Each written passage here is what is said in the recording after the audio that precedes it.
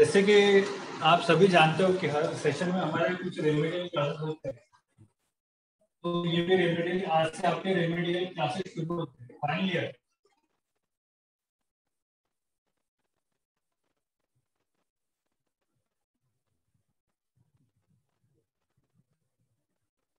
ठीक है, जैसे कि आप लोग देख पा रहे हो अपने स्क्रीन पे देख पा रहे हो, हमने आईबी का इंटरनेशनल बिजनेस का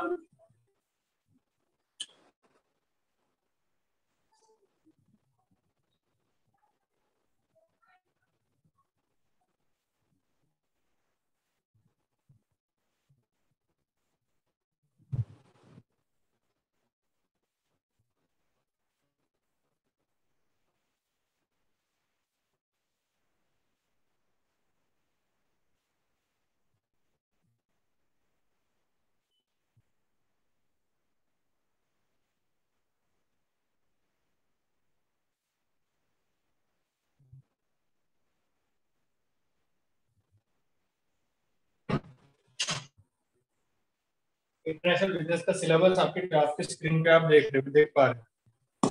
ठीक है, रेमेडियल क्लासेस में हम सब कुछ फिर से देखेंगे एक एक बार, ताकि आपको रिकॉल हो जाए जो हमने पढ़ाई की है।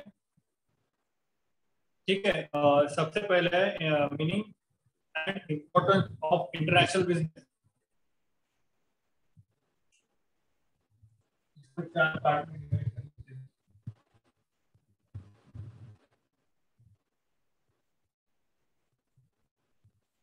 ठीक है, सबसे पहले मीनिंग एंड इम्पोर्टेंस ऑफ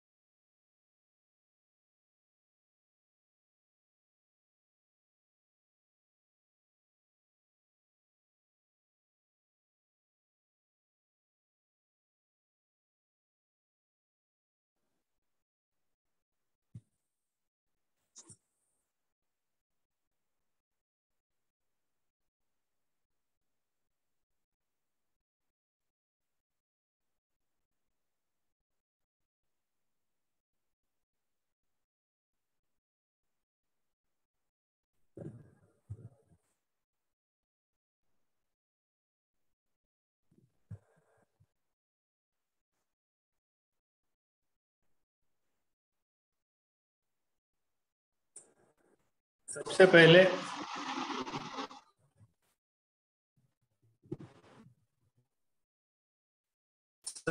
आपको यहाँ पे सीखना पड़ेगा perspective of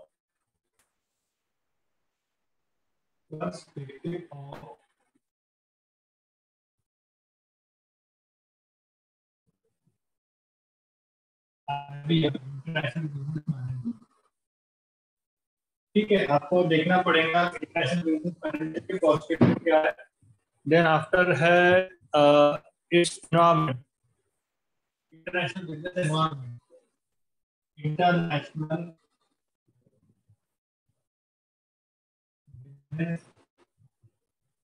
environment. And last है international monetary system. Last है international monetary system.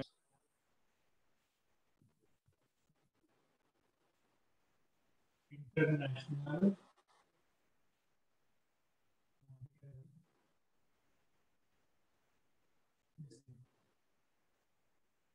ठीक है, ये 3 पार्ट है जो आपको क्या करना है पहले सिलेबस में सबसे पहले आप जान लीजिए। सबसे पहले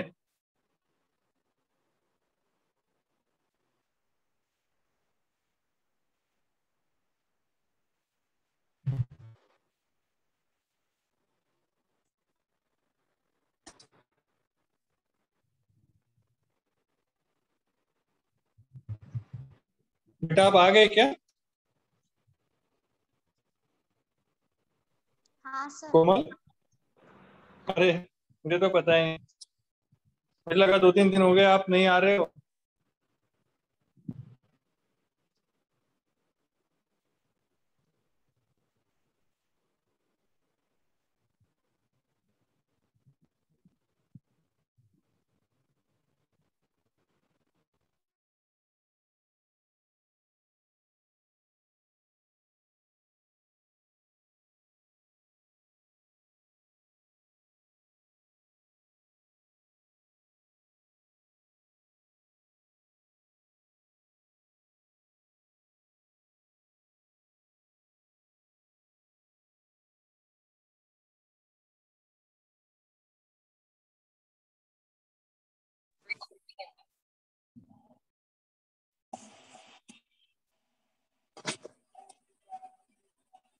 मुझे लगा बेटा आप आ नहीं रहे हो, 2-3 दिन हो गए तो आज भी नहीं आओगे।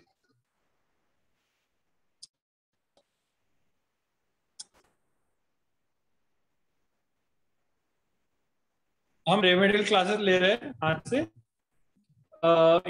थोड़ा थोड़ा टॉपिक देख लेते हैं हम, छोटा छोटा क्या होता है। इंटरनेशनल को पहले ही समझा है। सर क्या रिटेल का 4th मॉड्यूल बचा है, आप सर से कंफर्म करके पूछ लेना, क्योंकि 2-3 दिनों से हम ज्वाइन कर रहे हैं लेक्चर, बट सर नहीं आ रहे हैं। फिर मेरा लेक्चर क्यों नहीं ज्वाइन करते थे? सर काम प्रोजेक्ट के इसमें बहुत बिजी हो गए, वो तो एडिटिंग अच्छा ही अच्छा, नहीं हो ठीक रहा है है। ठीक है, मैं पूछता हूँ सर का। कॉल किया था वैसे मैंने सर को अभी।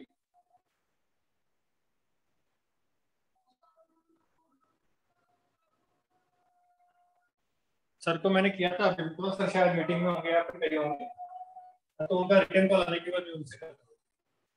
ठीक है, international monetary system, international business environment, perspective of international business management, business domestic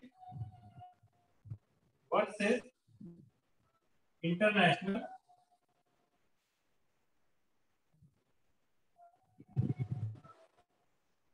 domestic versus international. Domestic मतलब within a country, within a country, and international मतलब across the world, across the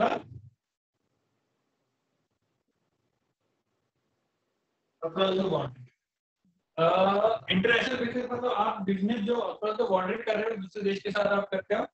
और domestic मतलब आप ऐसा business जो आप with in a country करते हो। For example make in India के अंडर आने वाली जितनी भी कंपनियां हैं जो प्रोडक्ट बनाती है, वो इंडिया में प्रोडक्ट बनाती है, इंडिया में प्रोडक्ट बेचती है, मतलब वो कौन सी company? Domestic company, within a country. मतलब क्या है विद इन अ कंट्री? मतलब एक ही देश में प्रोडक्ट बनाना, एक ही देश में प्रोडक्ट बेचना। बट यहाँ पे ऐसे नहीं होता है। और इंटरनेशनल बिजनेस मतलब होता है बेटा कि रॉ मटेरियल किसी एक देश से लाना, किसी एक देश में प्रोडक्शन करना, किसी और देश में प्रोडक्शन करना, और किसी और देश में अलग अलग देशों में उसका क्या करना? सेल करना। मतलब जो बाउंड्रीज होती है, वो यहाँ पे मायने नहीं रखती, क्योंकि उनको ऑलरेडी परमिशन मिल रही रहती है सारे बिजनेस करने के लिए। ठीक है, तो ये है मोटा मोटा तौर पर अगर हम कहते हैं कि what is international business, international business is a business which is across the border. एक ऐसा बिजनेस जो कौन सा बिजनेस है? अक्रॉस द बॉर्डर बिजनेस है। अक्रॉस द बॉर्डर जाके वो क्या करता है? काम करता है।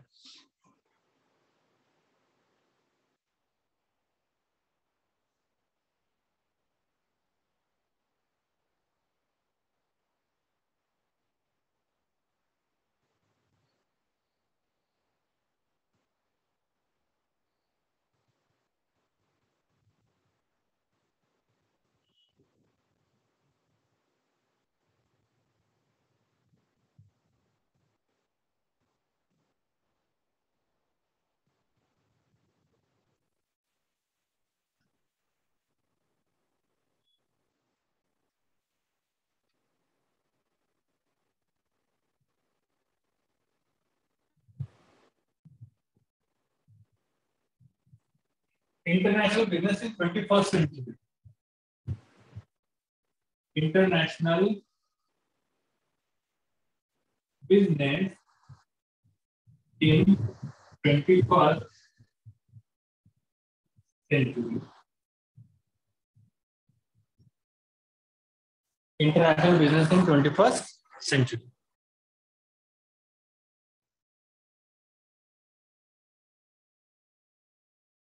International business in 21st century.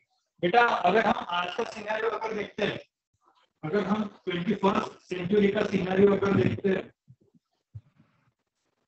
तो जितनी भी कंपनियां हैं, जितनी भी कंट्रीज है, हर कोई इकोनॉमी में क्या होना चाहती है? बेस्ट होना चाहती है। हर कोई इकोनॉमी में क्या होना चाहती है? बेस्ट होना चाहती है। इकोनॉमी में अगर बेस्ट होना है, इकोनॉमी में अगर बेस्ट होना है, तो ज्यादा से ज्यादा क्या करना पड़ेगा? एक्सपोर्ट करना पड़ेगा। ज्यादा से ज्यादा क्या करना पड़ेगा? एक्सपोर्ट करना पड़ेगा। अगर हम एक्सपोर्ट करते हैं तो हमारे देश के पास वो देश की करेंसी आ जाती है। फॉर एग्जाम्पल अगर हम चाइना में एक्सपोर्ट करते हैं, फॉर एग्जाम्पल अगर चाइना में प्रोडक्ट बेचते हैं तो चाइना की करेंसी आएगी, राइट। यूके में बेचते हैं तो यूके की करेंसी आएगी, यूके की करेंसी आएगी। इंटरनेशनल बिजनेस में हर कोई अपनी इकोनॉमी को क्या करना चाहता है? और ऊंचा बनाना चाहते हैं और बड़ा बनाना चाहते हैं। और सबसे बड़ी बात है कि अगर मैं किसी और देश में एक्सपोर्ट करता हूँ, किसी और देश में कोई प्रोडक्ट बेचता हूँ, तो उस देश की जो करेंसी है वो मेरे देश में आएगी। तो अगर अगली बार अगर मुझे उसके साथ कोई कॉन्ट्रैक्ट करना है, कोई एग्रीमेंट करना है, तो मैं उसके साथ एग्रीमेंट करने के लिए उसके देश की करेंसी यूज कर सकता हूँ। इससे क्या होगा? इससे मेरे इकोनॉमी में मेरा पैसा उसके पास नहीं जाएगा, उसका पैसा मेरे पास आ सकता है। मतलब मेरी इकोनॉमी क्या होगी? और ज्यादा बेहतर बन जाएगी। चाइना आगे क्यों है? इकोनॉमी में चाइना आगे क्यों है? क्योंकि चाइना ग्लोबल मैन्युफैक्चरिंग हब है। ग्लोबल मैन्युफैक्चरिंग हब है चाइना। क्या है वो? Global manufacturing hub. Global manufacturing hub है। ग्लोबल मैन्युफैक्चरिंग हब मतलब वहां पे हर जगह हर तरीके के प्रोडक्ट बनते हैं।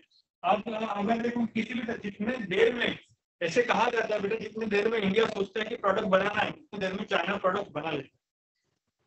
This is the difference between India and China. जितने देर में चाइना ये सोचता है, इंडिया ये सोचता है कि उसको नया मोबाइल बनाना है, उतनी देर में चाइना मोबाइल बना के बेच देता है। This is the basic difference between India and China. तो ये है, अगर चाइना अपना एक्सपोर्ट करेगा इंडिया को, अगर चाइना बहुत सारी चीजें एक्सपोर्ट करता है, जैसे अभी medical equipment, ventilator, medical equipment. Covid काल में इंडिया को बहुत ज्यादा मेडिकल इक्विपमेंट चाहिए थे, तो वो कोविड काल में बहुत सारे चाइना ने मेडिकल इक्विपमेंट इंडिया को इम्पोर्ट किए। उन्होंने इम्पोर्ट किए, उन्होंने एक्सपोर्ट किया, हमने इम्पोर्ट किए। ठीक है, तो क्या हुआ? हमारा पैसा चाइना में गया, तो चाइना की इकोनॉमी बेस्ट हो गई। हमेशा चाइना ऐसे ही करता है, हमेशा इंटरनेशनल बिजनेस चाइना का। चाइना में भी बहुत सारा मैन्युफैक्चर। अभी कोविड काल में जब से लोगों को पता चला है, जब से अलग अलग कंट्रीज को पता चला है कि चाइना सारे के सारे प्रोडक्ट का मैन्युफैक्चरिंग हब बन चुका है, इसलिए बहुत सारी ऐसी इंटरनेशनल कंपनी जो कोरोना के लिए चाइना को रिस्पॉन्सिबल समझती है, वो अपनी कंपनी का प्लान चाइना से इंडिया में ला रहे हैं या और कोई देश में लेके जा रहे हैं। मलेशिया में लेके जा रहे हैं। इंडिया में 4 से 5 कंपनियां लखनऊ में आई है, उत्तर प्रदेश में आई है। उससे क्या होगा? इससे क्या होगा? इंटरनेशनल बिजनेस से क्या होगा? एम्प्लॉयमेंट बढ़ेगा। एम्प्लॉयमेंट जैसे क्या हुआ? इंडिया में अमेजोन आई, ठीक है, अमेजोन आई, तो नियर अबाउट लाखों लोग अमेजोन पे एज ए डिलीवरी बॉय काम करते हैं। मतलब क्या अमेजोन इंटरनेशनल बिजनेस का था। अमेजोन आने के बाद क्या हुआ? एम्प्लॉयमेंट जनरेट हो गए,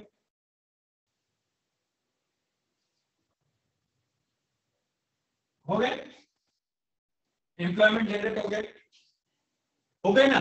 तो ये एक अलग आइडिया रहता है इंटरनेशनल बिजनेस में कि अगर आपकी विद इन अ कंट्री ऐसे कोई डोमेस्टिक बिजनेस नहीं है, जैसे इंडिया में है, इंडिया में अगर बोला जाए तो बिजनेसमैन है, बहुत सारे बिजनेसमैन है काम करते, बट अगर international business, international legal rule को हम कुछ लिबरलाइजेशन कर देते हैं, अगर कुछ लिबरल कर देते हैं रूल्स को, तो क्या होगा, ज्यादा से ज्यादा इंटरनेशनल कंपनी आएगी, इंडिया में काम करेगी। अगर वो कंपनी इंडिया में काम करके तो एम्प्लॉयमेंट जनरेट होगा। यही एक मुद्दा रहता है इंटरनेशनल बिजनेस का, यही एक मुद्दा रहता है इंटरनेशनल बिजनेस का, जो क्या करना चाहती है, जो अपने इकोनॉमी को बेहतर बनाना चाहती है, अपनी इकोनॉमी को बेहतर बनाना चाहती है। अपनी इकोनॉमी को बेहतर कैसे बनेगा, उनको अट्रैक्ट करना पड़ेगा, अट्रैक्ट करना पड़ेगा, अट्रैक्ट करना पड़ेगा किसे, फॉरेन इन्वेस्टर को। फॉरेन इन्वेस्टर को क्या करना पड़ेगा, इंटरनेशनल बिजनेस करने के लिए क्या करना, उनको बोलना पड़ेगा कि हाँ हम आपको हर तरीके की फैसिलिटीज देते हैं, हम आपको हर तरीके के रूल में लिबरलाइजेशन कर देते हैं, हर तरीके की टैक्स में छूट देते हैं, मॉनेटरी सिस्टम में छूट देते हैं, हर तरीके के में हम आपको छूट देते हैं, बट आपको इंडिया में आना और इंडिया में आके प्लांट बनाना, ये भी आल्सो पार्ट ऑफ इंटरनेशनल। तो ये है बेटा इंटरनेशनल बिजनेस की अगर हम बात करते हैं तो ये होता है, मतलब होता है कि कोई भी देश की बाउंड्री, कोई भी देश की बाउंड्री बिजनेस के बीच में नहीं आती है।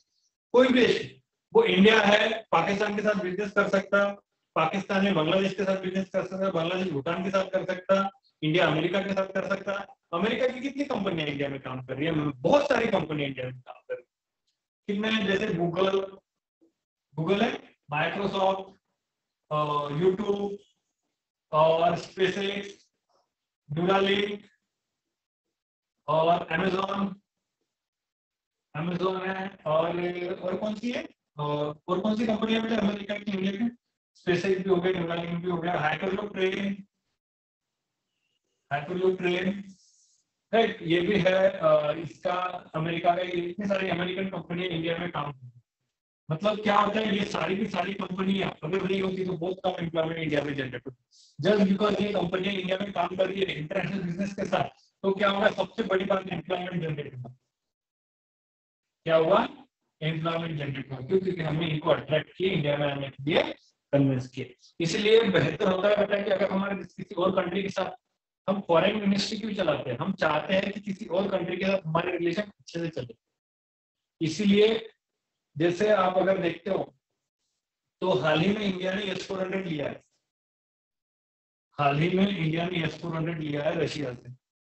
क्यों, क्योंकि हम चाहते हैं कि रूस की जो इंटरनेशनल बिजनेस करते हुए हमारे रूस के साथ रिलेशन अच्छे होने चाहिए। हम क्या करेंगे, हम उनसे डिफेंस इक्विपमेंट खरीदेंगे, राइट। S-400 मतलब एयर डिफेंस सिस्टम है। अगर कोई इंडिया में कोई एयर डिफेंस एयर अटैक करता है, कोई प्लेन अटैक करता है, तो ये ऐसा डिटेक्ट करेगा जो इंडिया को पहले ही बता देगा कि इंडिया में हमला करने वाला है, और ये पहले जाके हमला कर देगा। ऐसा एयर डिफेंस सिस्टम है S-400 जो हमने रशिया से लिया है। अगर हमारे इंटरनेशनल बिजनेस नहीं होते, अगर हमारे इंटरनेशनल रिलेशन नहीं होते, अगर हमारा इंटरनेशनल रिलेशन मैनेजमेंट नहीं होता, एनवायरमेंट उनके साथ अच्छे नहीं, तो क्या रशिया हमारी मदद कर पाता? नहीं। तो it is also part, employment generate होते होंगे, रिलेशन अच्छे से बनते हैं दोनों देशों के बीच में, रिलेशन अच्छे से बनते हैं दोनों के देश में, अलग अलग एग्रीमेंट होते हैं, अलग अलग कॉन्ट्रैक्ट होते हैं, जिस कॉन्ट्रैक्ट के साथ उनको काम करना पड़ता है। जैसे रशिया के साथ हमारे बहुत ही अच्छे संबंध है, सबसे ज्यादा अच्छे संबंध हमारे रशिया के साथ है, अमेरिका के साथ। तो ये है बेटा इंटरनेशनल बिजनेस ऐसा होता है कि अगर आपको कोई भी कंपनी, आपको कोई भी बाउंड्री, किसी भी देश की बाउंड्री बीच में नहीं आती है, या फिर ये बोलती नहीं कि that you have not permission, you have all the permission related to your business. समझा, समझा क्यों?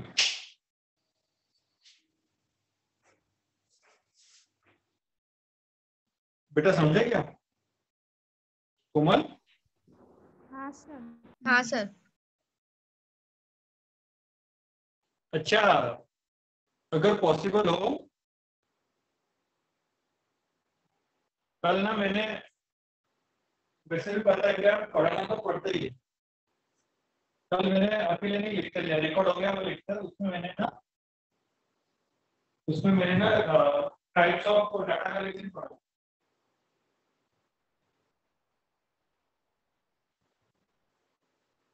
क्या सर, फिर से बोलिए। कल मैंने ना रिसर्च का पार्ट पढ़ा, टाइप्स ऑफ डाटा कलेक्शन, वो मैं आपको रिपीट करता हूँ।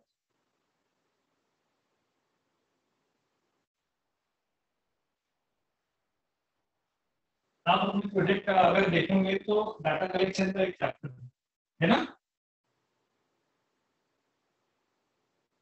डाटा कलेक्शन का चैप्टर ना बताइए।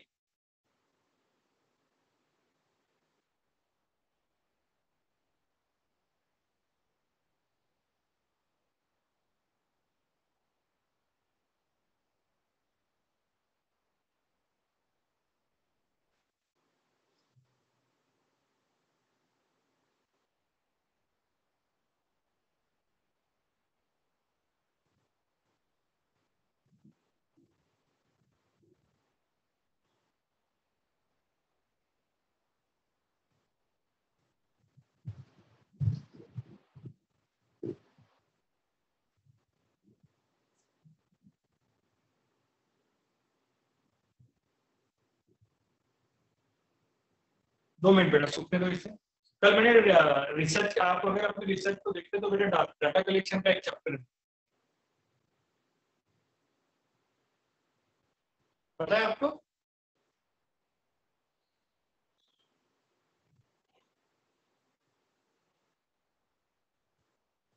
डाटा कलेक्शन का एक चैप्टर पता है क्या आपको? हेलो। हाँ सर। हेलो कोमल, हाँ सर।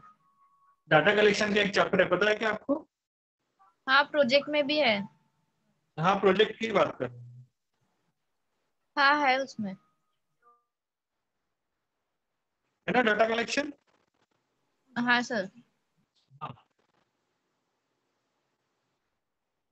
डाटा कलेक्शन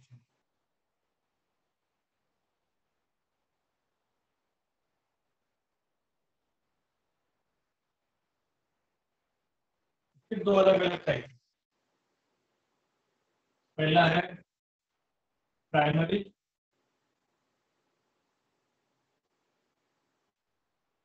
दूसरा है सेकेंडरी।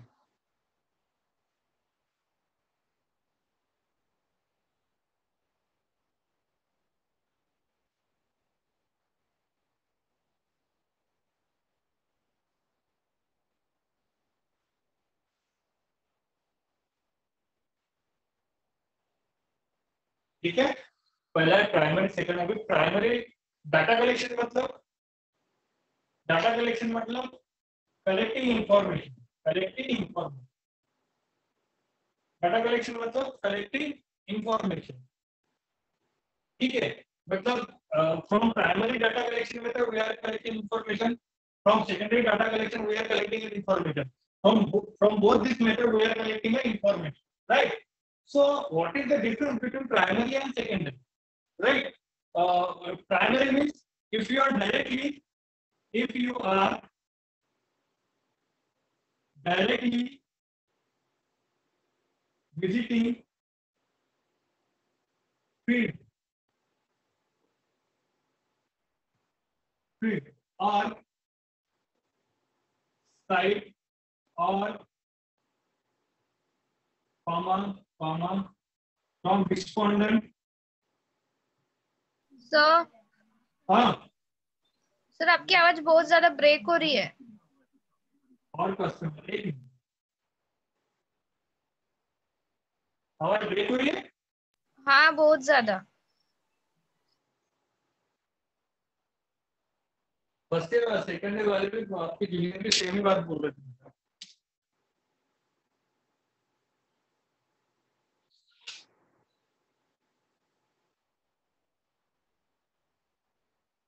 एक मिनट,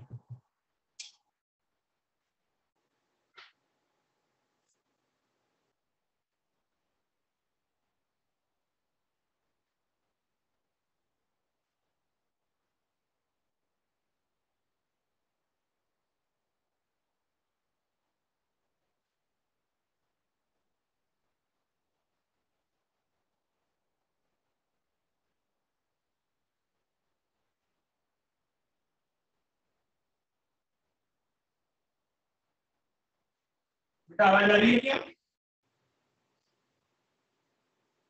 आ रही है सर, बट ब्रेक बहुत ज्यादा हो रही है। ठीक है, ठीक है।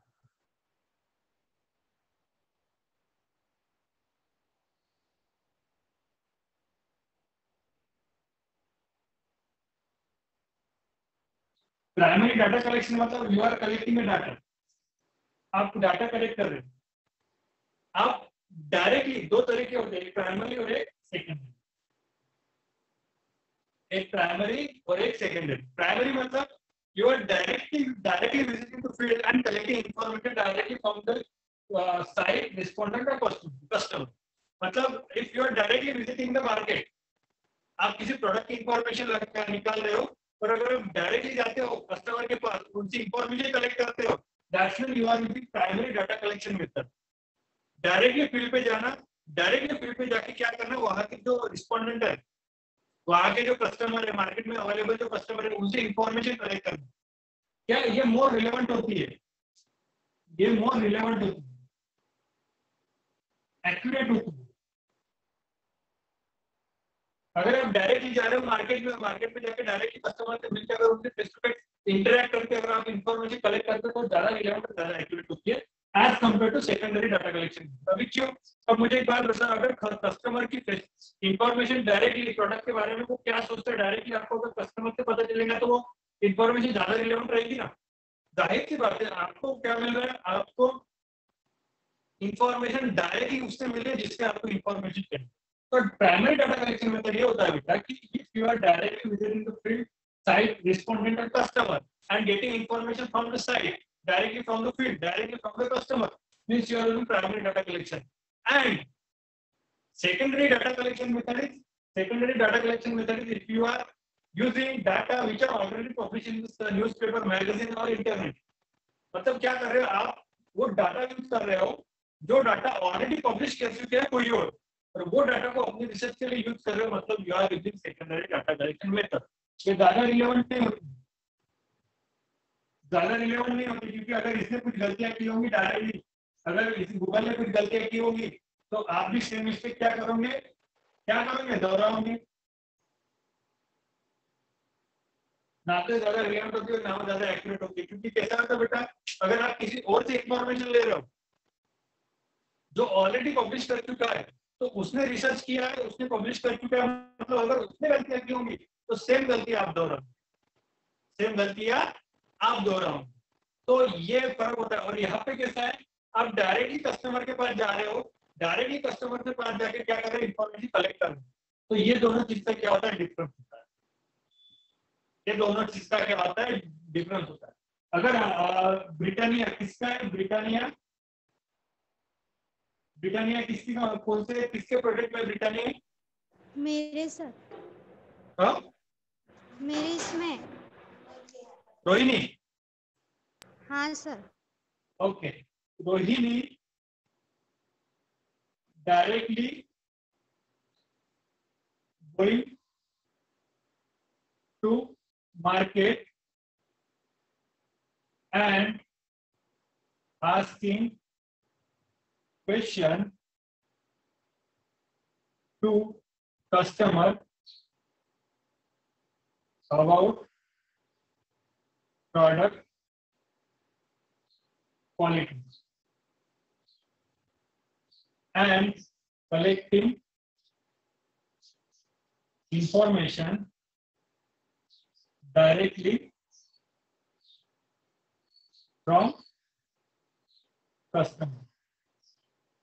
क्या काम है? रोहिणी जो ब्रिटानिया कंपनी का रिसर्च कर रही है, वो क्या करें, Rohini directly going to market and asking questions directly to customer about product quality and collecting information directly from the customer. मतलब रोहिणी ब्रिटानिया कंपनी के बारे में रिसर्च करती है और रोहिणी 500 लोगों को मार्केट में खुद जाके विजिट करती है, खुद उनको क्वेश्चन पूछती है, खुद उनको क्वेश्चन एंड आंसर करते हैं, फेस टू फेस मुलाकात करती है। तो क्या हुआ, रोहिणी क्या कर रही है, Rohini primary data collection method use कर रही है। Rohini primary data collection use कर रही है, मतलब वो डायरेक्टली फील्ड पे जा रही है, डायरेक्टली साइट पे जा रही है, डायरेक्टली रिस्पोंडेंट से बात कर रही है, डायरेक्टली कस्टमर से बात कर रही है रोहिणी। अगर रोहिणी डायरेक्टली मार्केट में जाके इंफॉर्मेशन कलेक्ट करती है तो क्या हुआ बेटा, वो उस तरह primary data collection method. But Rohini Britannia Rohini collecting info which already published in some other source. यही अगर हम बात करेंगे तो रोहिणी इंफॉर्मेशन तो कलेक्ट कर रही है, बट कहीं और ऑलरेडी पब्लिश हुई इंफॉर्मेशन तो अगर वो ले रही है, जैसे न्यूज़पेपर से इंफॉर्मेशन अगर रोहिणी ले रही है तो मतलब सेकेंडरी डाटा कलेक्शन कर रही है। गूगल मैगजीन, अगर रोहिणी इन सब चीजों, इन सारे फैक्टर्स में ऑलरेडी डाटा पब्लिश हो चुका है, रोहिणी क्या कर रही है, ऑलरेडी डाटा पब्लिश हुआ वही डाटा उठा रही है, वही डाटा क्या कर रही है, इंफॉर्मेशन कलेक्ट कर रही है, मतलब वो क्या कर रही है, सेकेंडरी डाटा कलेक्शन मेथड क्या कर रही है, वो यूज कर। समझा? वॉइस ब्रेक हो रही बेटा? हाँ सर। ओके बेटा ये लिख लो बेटा, ये जैसे मैंने निकाला है ना ड्राइंग, मैंने जैसे फिगर निकाली है ना, उसी तरीके से फिगर निकालो और लिख लो, आपके रेफरेंस के लिए अच्छा होता है, क्योंकि सवाल पूछते हैं what is primary data collection method और what is secondary data collection method. Sir लिख रहे हो? हाँ, दिख नहीं रहे सर।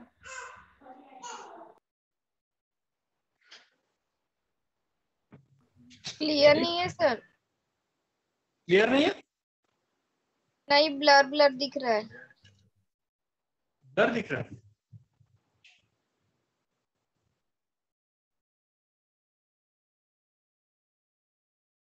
अभी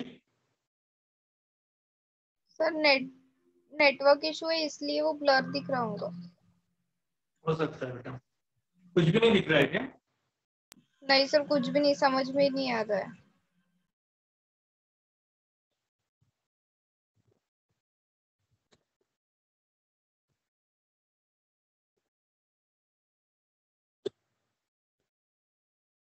प्राइमरी डाटा मेथड दिख रहा है?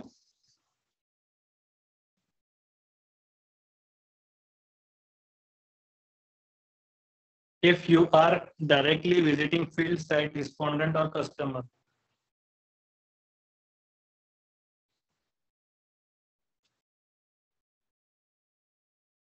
मेरा ना बहुत ज्यादा नेटवर्क इश्यू है बेटा, आपके जूनियर भी बोल रहे थे।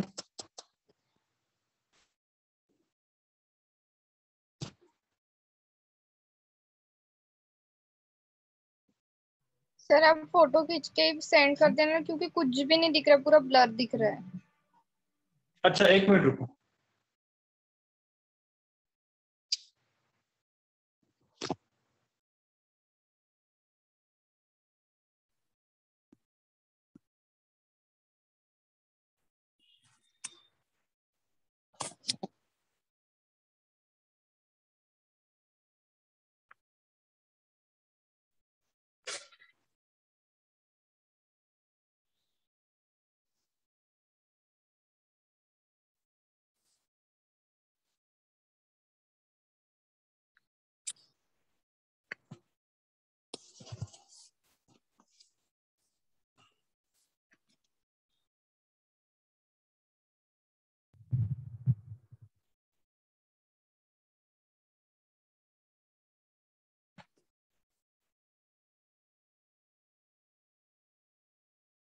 बेटा दिख रहा है क्या अभी? हाँ सर। कोमल,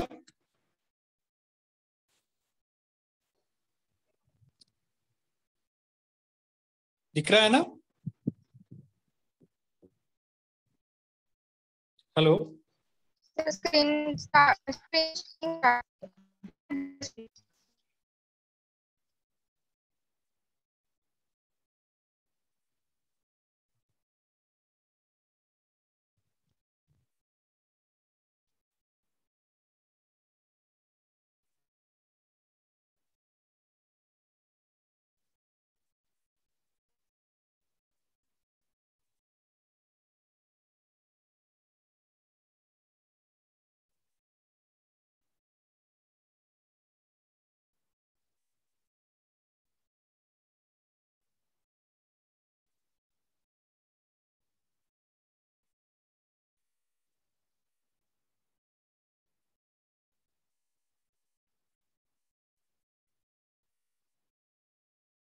बेटा समझे ना, primary data collection method, secondary data collection method क्या होता है?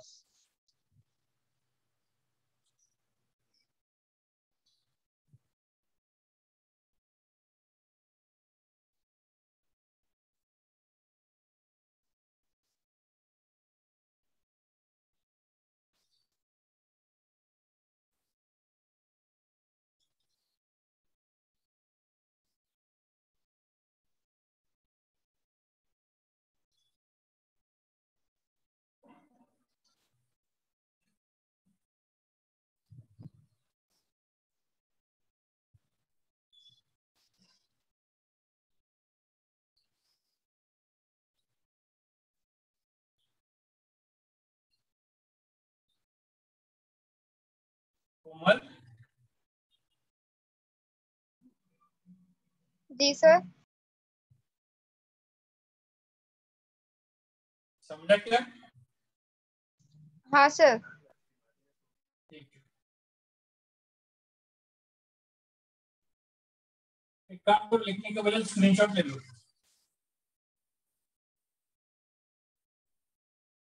लिया? हाँ सर।